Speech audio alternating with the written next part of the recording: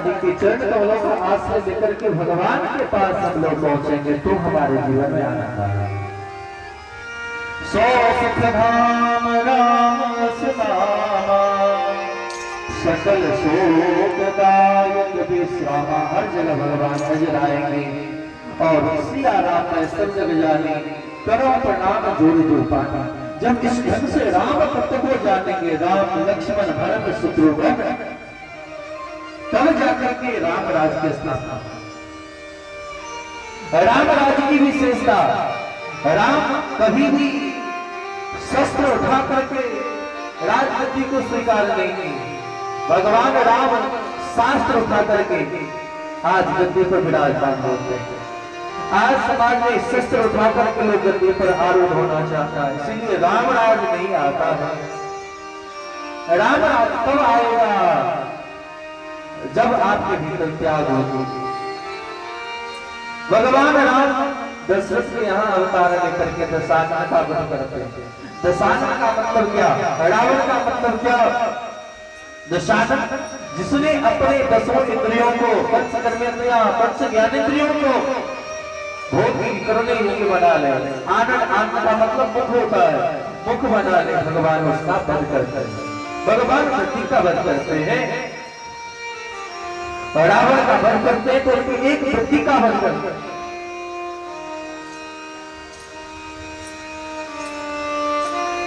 और जो अपने 10 इंद्रियों को रथ बना ले, समाज के कल्याण के लिए बना ले, भगवान उसके यहाँ अवतार किन्हीं ले। तो ऐसे भगवान राम दशरथ के यहाँ अवतार लेकर के रावण दशानन का वध करते। ये है राम राज। बोलिए श्री राम सरकार की जय। इसी कथा को जितना विस्तार किया जा सके, व्यास जी तो आया ही है। जैसे केले के पात पात पात, पात पात में पात, वैसे बनता के बात बात, बात बात में बात। अगर एक पंक्ति को उठाऊं तो वर्षों तक एक ही बात को लेकर के उसी का विस्तार में पूरा जीवन निकल जाता, लेकिन पूरी कथा कहना है।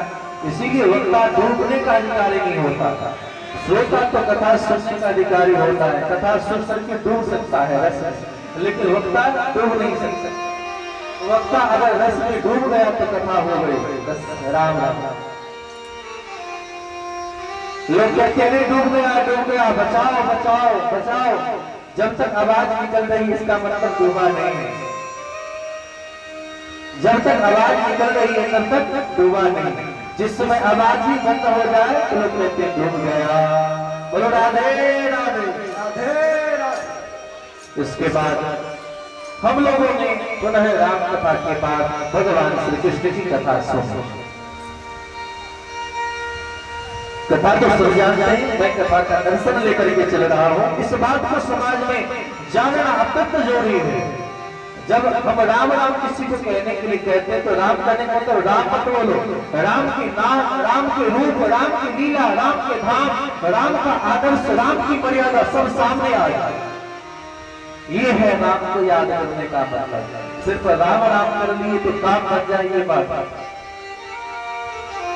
लड्डू कहो तो लड्डू का सब कुछ याद आ रहा है।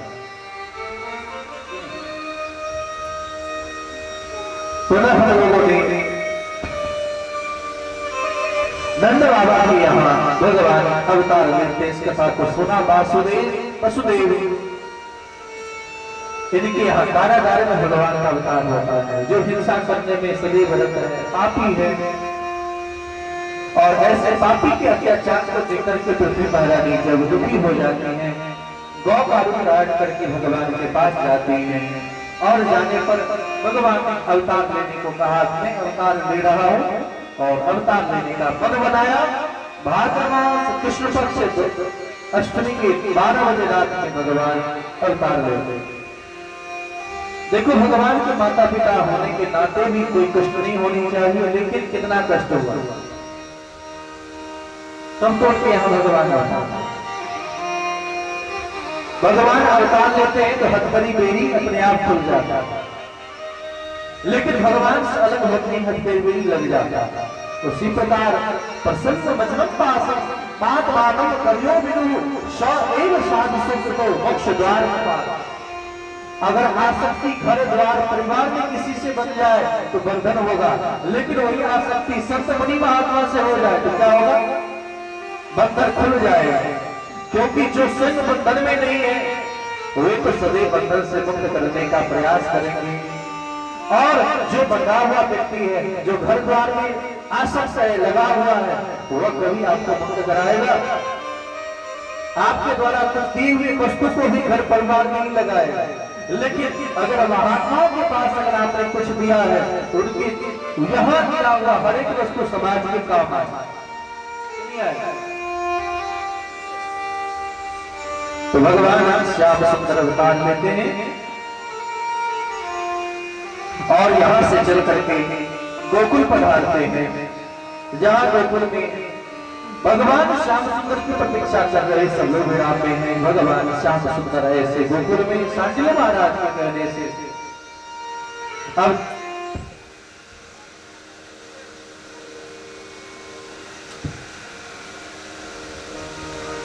अवतार लेने की सोचते हैं।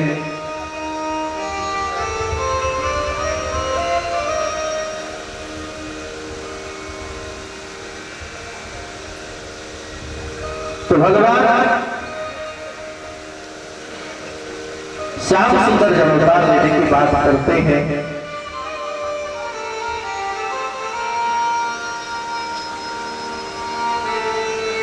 अवतार लेने की बात जब करते हैं तो भगवान श्याम सुंदर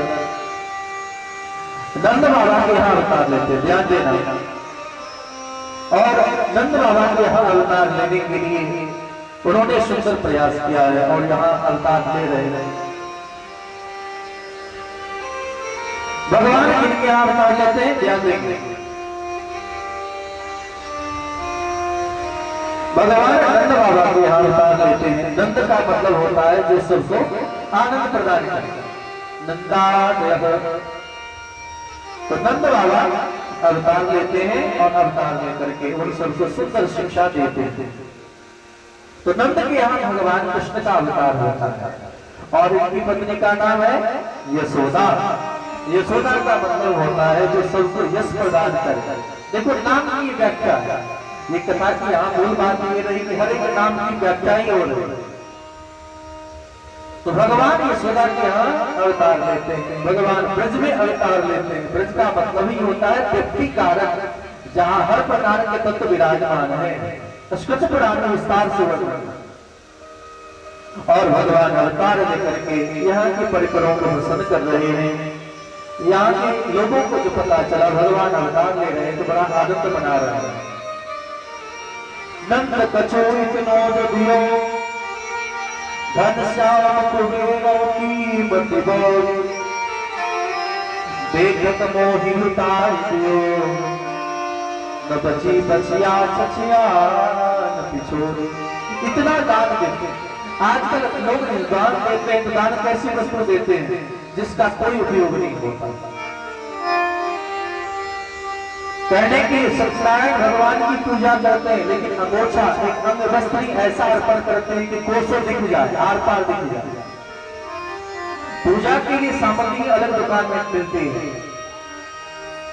विचार करो किससे ठग रहे हो।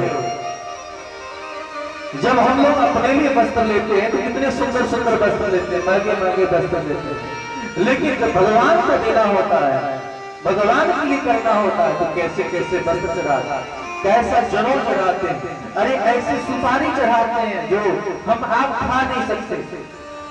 पंडित लोग सुपारी का कुछ उपयोग नहीं करते, फेंकेंगे। क्या फायदा है ऐसी पूजा करने से? आपने क्यों मदद मांगी? और भगवान कभी नहीं कहते ये सब करने के लिए। कुछ मत अर्पण करो, भगवान भाव देते। लेकिन भगवान के सामने हम देते तो ऐसा वस्त्र, ऐसी सामग्री, जिस शादी विवाह में लोग लाखों करोड़ों खर्च करते हैं, लेकिन जो पंडित भर दिन रात्रि पूजा कराए उन्हें 200, 400, 500 दक्षिणा देने में आना करता। मैं किसी का पक्ष नहीं ले रहा। विचार करो, समाज में, हमारे परिवार में, हमारे कुल में, हमारे परिवारिक जनों का कल्याण होगा जिससे जीव रखा जाता था। आज ब्राह्मणों के भीतर में ज्ञान का अभाव हो रहा है। क्यों अभाव हो रहा है? क्योंकि ब्राह्मण भी देखते हैं कि इन सब से कराने से पेट भरने वाला नहीं है, इसीलिए अपने बच्चों को पढ़ाने से अलग करके नौकरी में लगा दिया। जब समाज को राह दिखाने वाले ही अंधे हो जाए हम सबके कारण, फिर विचार करो समाज स्थित किस पर रहेगा, धर्म टिकेगा किस पर। इसीलिए पहले होता था पुरोहित। पुरोहित जानते होता था पुरोहित, मैथिली में पुरोहित संस्कृत का शब्द है। पुरोहित यानी पुर का हित चाहने वाला, यानी समाज का, राष्ट्र का, गांव का जो हित चाहता था। आप ना भी कुछ चाहे फिर भी समाज के हित ही चर्चा करे, उसका नाम पुरोहित। यजमान जो यजन करे उनका नाम यजमान। आज ना तो पुरोहित रहा और ना कोई यजमान रहा, फिर कैसे कल्याण। इसीलिए और कोई कार्य करो ना करो, कम से कम इन ब्राह्मणों को जरूर देखो, देखभाल करो। किन वस्त्रों की आवश्यकता है? अरे वस्त्र नहीं है तो वस्त्र दो, कॉपी कलम नहीं तो कॉपी कलम बांटो। क्या जरूरी है भोजन कराने की, दान दक्षिणा देने की? जिन वस्तुओं की आवश्यकता हो ये दान। जहां आप होटल में जा करके इन मैरिज डे पर, इस जन्म दिवस पर आप अनेक प्रकार के केक काटते हो, क्या फायदा होता है? मोमबत्ती बुझाते हो। उस समय समाज में देखो, किसी भी जाति के तबके के लोग हो, जो गरीब हो उनको जाकर के मदद करो, हॉस्पिटल में जाकर के फल फूल बांटो, ये करो। ये धर्म कहता है, ये हमारा भागवत धर्म है। धर्म से तो भीड़ हो रहे हैं और कहते महाराज मेरा कल्याण कैसे होगा, मेरा कल्याण कैसे होगा। कल्याण तो तब होगा जब इन बातों को, सूक्ष्म बातों को ध्यान रखना। अगर इतने में से कोई व्यक्ति भी समझदार बन जाओ तो समाज का कल्याण है। आपके हृदय में जितना प्रेम है उससे भी आप जैसा वस्त्र पहनो, उससे भी अच्छे वस्त्र भगवान की पूजा में अर्पण करो। भगवान ने जो क्षमता दे रखी है उससे भी अधिक भी कार्य करें। अगर नहीं है तो मत चढ़ाओ, कोई बात नहीं। हमसे भगवान श्रेष्ठ है, भगवान ने संपदा दी है तो करो। जो व्यक्ति धन संपदा होते हुए दान नहीं करता, उपयोग नहीं करता, वही व्यक्ति जब दूसरे बार जन्म लेता है तो महान दरिद्र होता है। इन गरीबों, इन भिखारियों को देख करके समझो कि इनके पास बहुत संपदा थी, लेकिन इसने संपदा का सदुपयोग नहीं किया, इसलिए आज भिखारी। जिसके भीतर विद्या है, विद्या था और विद्या का दान नहीं दिया, छुपा करके रख लिया, वही व्यक्ति महान मूर्ख बनकर के जन्म लेते संसार। इसलिए जो गुण आपके भीतर में है उस गुण का विकास करो, आप उन्हें बांटो। विद्या जितना बांटोगे, धन जितना बांटोगे, अन्न जितना बांटोगे, वस्त्र जितना बांटोगे उतना प्राप्त होगा। एक ही व्यक्ति के लोग बैठे, बताओ किसी ने कुछ ऐसा धर्म किया हो और किसी की संपदा कम हुई हो तो बताओ, हाथ उठाना। गर्व करने से किसी का धन कमा है कि बढ़ा है? बढ़ा है कि घटा? यह विचार करो कि भगवान ने पहले दिया तब आप दे रहे हो। भगवान ने दिया कितना, दे कितना रहे हो। इसलिए दान किसे कहते हैं, दक्षिणा किसे कहते हैं, तो ऐसा लोग को पता नहीं। हर एक चीज को लोग दक्षिणा ही मानते हैं। निछावर क्या है, जो कर्मकांड करे उनके बदले क्या हम दें, कोई कार्य करे उसके बदले हम क्या दें, प्रेम से कितना दें। कभी दान में, कभी वस्तु और सामर्थ्य नहीं देखा जाता है, लेकिन जब धर्म करो तो वहां सामर्थ्य देखा जाता है। आपके भीतर क्या क्षमता है, क्या दे सकते हैं। आप कह सकते हैं कि हम महात्मा लोग हैं और महात्मा लोग ब्राह्मणों का ही पक्ष लेंगे, उनका क्या है। मैं किसी का पक्ष नहीं लेता, उस गद्दी पर विराजमान हूं। ब्राह्मण अगर कोई पूजा करता है तो ध्यान कर लेना,